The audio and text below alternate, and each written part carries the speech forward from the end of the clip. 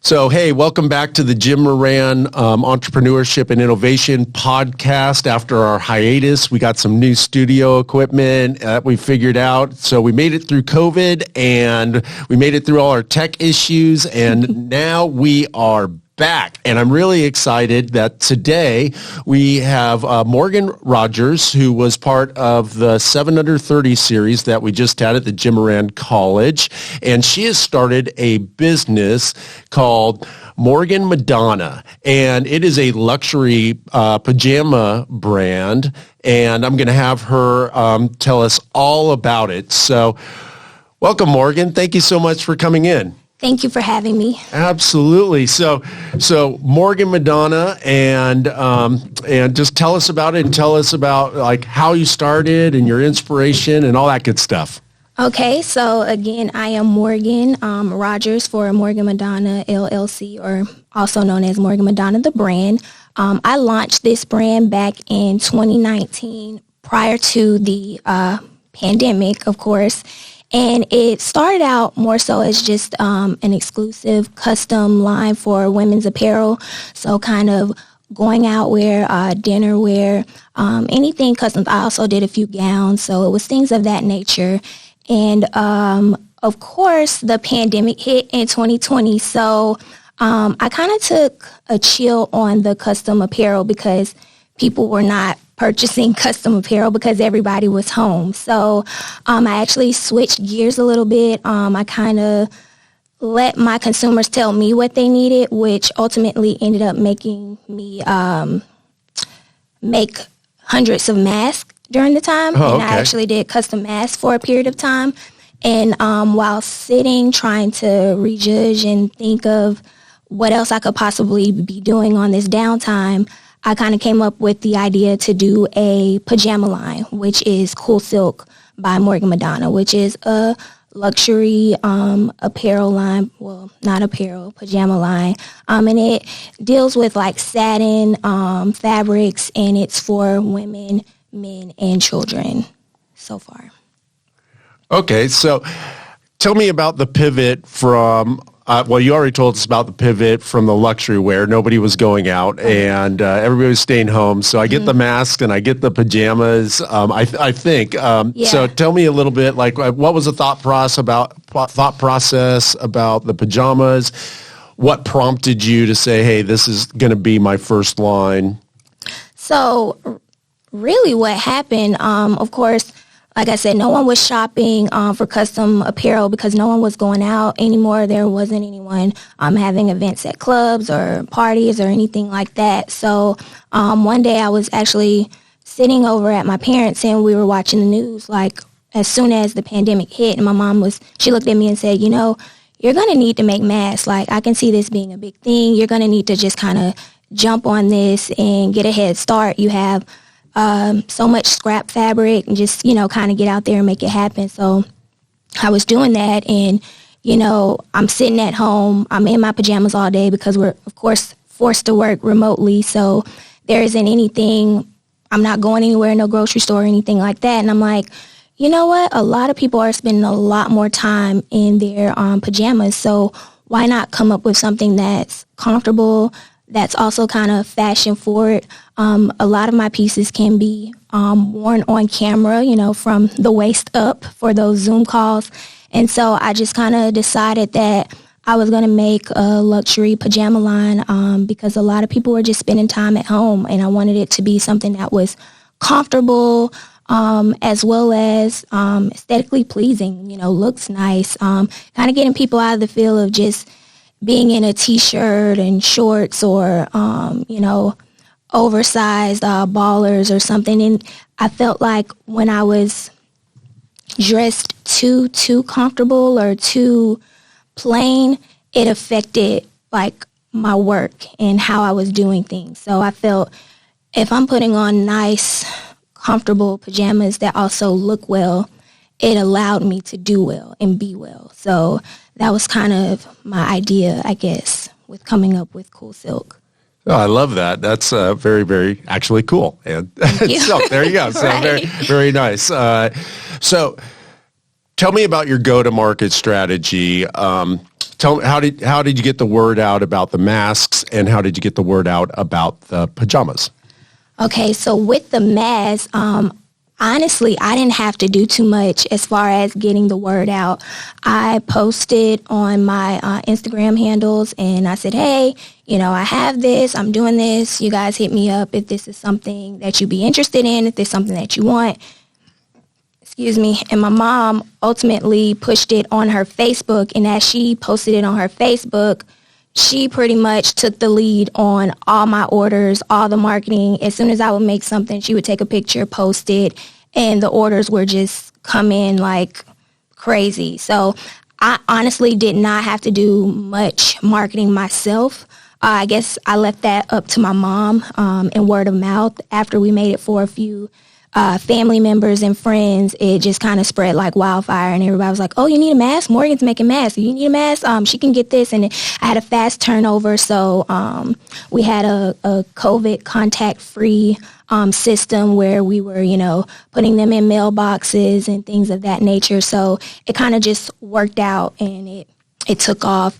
As far as the marketing for my pajamas, I wanted to launch it for my birthday, and my birthday is over the summer. So I did the launch initially in June, and that's sort of how I centered the marketing. So I did a photo shoot at the new Marriott downtown at Cascade, and did a whole photo shoot. I had a couple of my friends model it for me, and each day, starting at the beginning of June, I would just do like a sneak peek and a snippet of what was coming, and, kind of hype up the anticipation.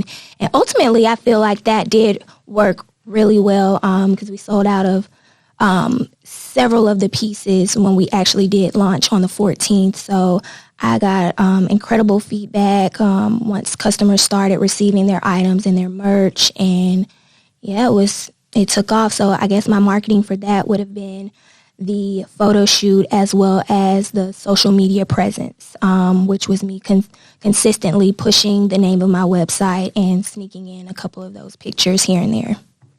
Nice. That's awesome. And sounds like you got traction pretty quickly. So that's very, very cool. So is it completely online sales or? Yes. Yeah. Okay. So it's definitely completely online. I do give the option of if they are local, we can do a local pickup, but basically everything has been online.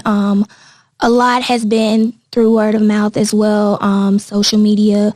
I've done one pop-up shop. We have plans to do another pop-up shop this summer, I think. Well, not this summer, this spring. So like May 15th, I believe. And aside from that, it's pretty much just been online. Very nice. Very nice. So can you tell us a little bit about the process? It's custom? So the process it is custom designed by me. So what I'll do is I'll sketch up a few things that I like in different styles and fabric choices, and I'll source it out to my vendor to then create the looks for me. So it's a little bit of time in doing that. Sometimes with me, I may spend a month or so just on sketches and fabric choices. And then, of course, production would take about a month. So the turnover is a little bit of a lag, but I've since gotten better with that. I actually have my new pieces ready now. I'm just waiting to schedule my photo shoot to get those onto the website now. So this time was a little bit faster than the first launch, but it is a learning process and a learning curve to just kind of hit those markers and know when I need to have my inventory in-house and when I need to be designing and ordering. Very nice. So where do you get your inspiration from for your designs?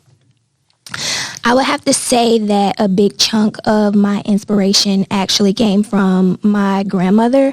I spent every summer with her. She stayed down south, down Florida.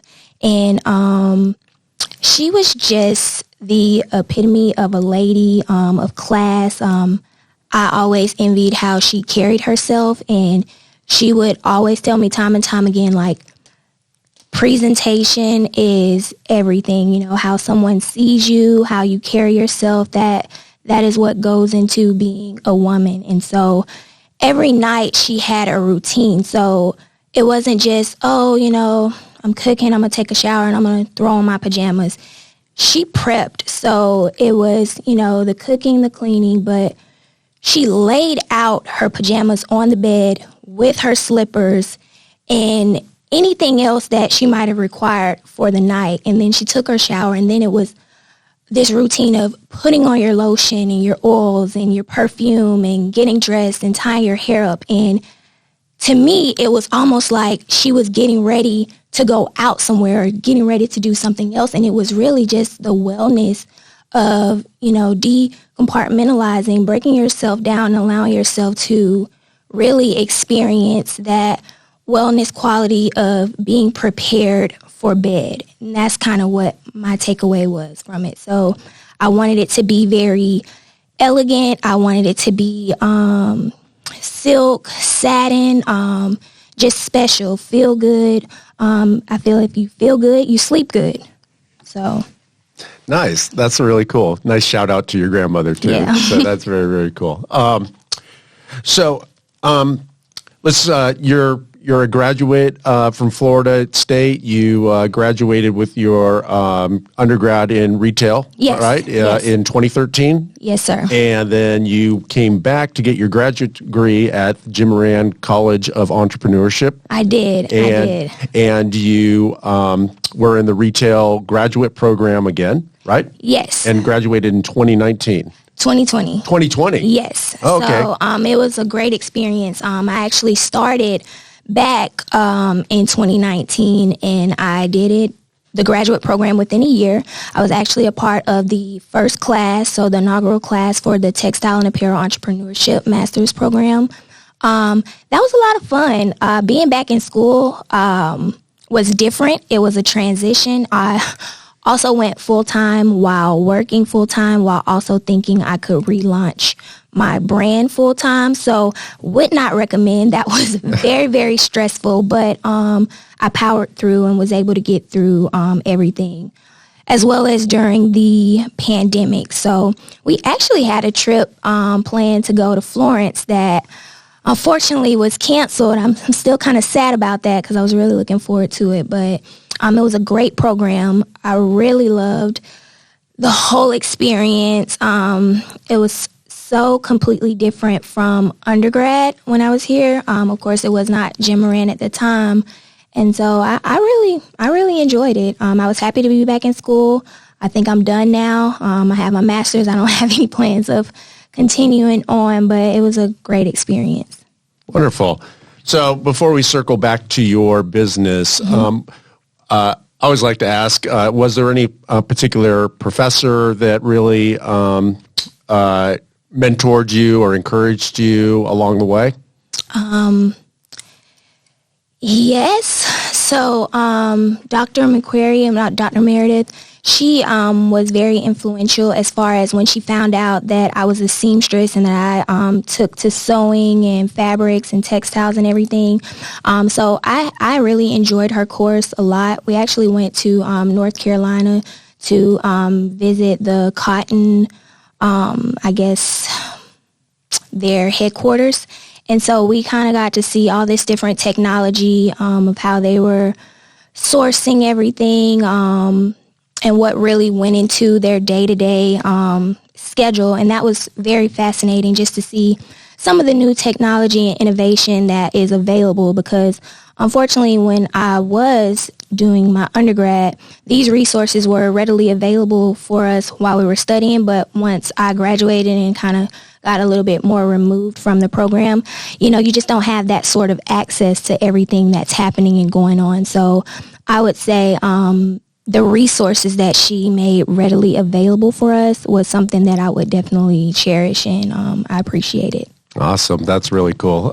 One thing I've been struck by at Moran College is the professors outside of any college experience I've ever had, like our professors care so much about their students, and they all have so much experience in entrepreneurship and their subject matter expertise. So that's really, really cool. Yeah, and I also want to shout out Dr. Fiorito Ardeen, and she was very instrumental of me even just coming back to the program. I kind of ran into her at an event, and the rest was pretty much history. I was just like, what's going on, what's happening, and I did my research and found out a little bit more about the different master's programs that they were about to offer, and she's just always been super helpful and, easy to talk to no matter what the subject is. So I really enjoy her as well. Yeah, she's definitely a rock star, and she has built a tremendous college and graduate program. She's my boss, and I love working with her and for her. She's pretty inspiring, or very inspiring. So I got two more questions for you. Since this is an entrepreneurship podcast, and we have lots of students, over 500, who are entrepreneurs, and they like to listen to this podcast. And one misconception about entrepreneurs is because we present ourselves pretty well, and people seem to look at the happy, shiny stuff. Right. And then sometimes that's discouraging for the entrepreneurs who are in the weeds, because they're like, oh, I'm having so many problems, I want to quit and everything. Has there ever been a time where you're like, what am I doing? Like, this is so hard, and just wanted to quit? Yes, that has happened. I feel that we all kind of come to that side of the road, I guess. It has been my experience where, I guess my example would be when I tried to relaunch Morgan Madonna, the brand. And I shouldn't call it a relaunch, but when I was in undergrad, I actually had a business with my cousin. And so after graduation and everything, we ultimately separated, and I decided I wanted to do my own thing. Well, I decided I wanted to do my own thing while I also decided I wanted to get my master's full-time, while I also was working full-time to take care of myself. So launching my business, it was scary at that moment in time, because I felt like I was doing so many different things at one time and something was going to suffer. And of course, that is the time where you realize everything is falling apart. Nothing is coming together. It's not working how I envisioned it. And I was to the point where I was thinking, you know what? I don't know if I can do this right now. I don't know if this is something that I can put my energy into. But of course, I thought, well, this is my dream. This is my baby. And if I can't do it, no one can, because this is my purpose. This was something that was placed on my heart that I have a desire to do. So if I felt that strongly about it, I knew I couldn't, let myself down, and I couldn't stop. So that is the voice of reason. That is the get up and go, because it's something I care about. It's my baby. So I have to take care of it. I have to groom it and just be prepared for the different obstacles that we'll face with growing anything. Fantastic. Thank you for sharing that. And then the final question is kind of a two-part question. Okay. Is there something that you just, before you were an entrepreneur, that you didn't know that now you're an entrepreneur and that you actually love? What do you love, I guess, is about entrepreneurship so much? And then the second part of that question is, what do you envision for Morgan Madonna in the future? What's your hopes and dreams? Okay, so for the first part, which I kind of feel like it is a little bit of a blessing and a curse. Of course, everyone will love to say it's the making your own schedule and the flexibility and the leisure. It's no leisure or your own schedule. The schedule is pretty much 24/7 when you're an entrepreneur. There is no real break. If something happens with an item or a shipment or a customer is dissatisfied, it's literally your job to come up with a resolution. If you're not coming up with that resolution right then and there, it literally can cost you your business and entrepreneurship as you know it. So I would say that there are highs and lows to that. Yeah, sure, you can plan out oh, maybe I'll take a vacation or do this, or I'll have time to go and meet up and have dinner with girlfriends. But there's also those times at 2 a.m. and you're getting emails and things are happening and you kind of have to gain control of that. So I would say on the outside looking in prior to being an entrepreneur, I thought, oh, I can make my schedule and I can do what I want to do. Now, being an entrepreneur, I know that is not true. My schedule tells me what to do. Yeah. So that's pretty much my spill there. As far as what I would like to see from Morgan Madonna, I am trying to create a fashion house. So I want Morgan Madonna to pretty much be everywhere. I want to do as much as I can. I wanted to have several lines. It started with Cool Silk. I'm actually in the process of working on a swimwear line now that I would love to launch this summer. So fingers crossed for that. But I kind of want to get back into designing prom gowns again. I want to get back into my closet cleanse and styling. So I guess my projection for Morgan Madonna would be to still be available to my customers, still trying to create innovation, different ideas, and lead the wave. Well, Morgan, thank you so much for coming in studio today. Again, we have Morgan Rodgers in the studio, from the founder and CEO of Morgan Madonna. And if somebody wants PJs, nobody wants masks anymore. So PJs and wants to follow you, what's your Instagram? Do you have a TikTok? Give us how do we find out more about you? Sure. So to find out more, of course, my website is www.morganmadonnathebrand.com. My Instagram is Morgan Madonna the Brand. And I'm still working on the TikTok. That's new. I'm trying to get my feet wet with that still. But those are the main two places you can find me on my Instagram and through my website. Awesome. Thank you so much. Thank you. So thanks for joining the Jim Moran College of Entrepreneurship's podcast at FSU. And if you like this podcast, please like it and share it. And you can subscribe to your podcast player of choice. Spread the word. Thanks, guys. Thank you.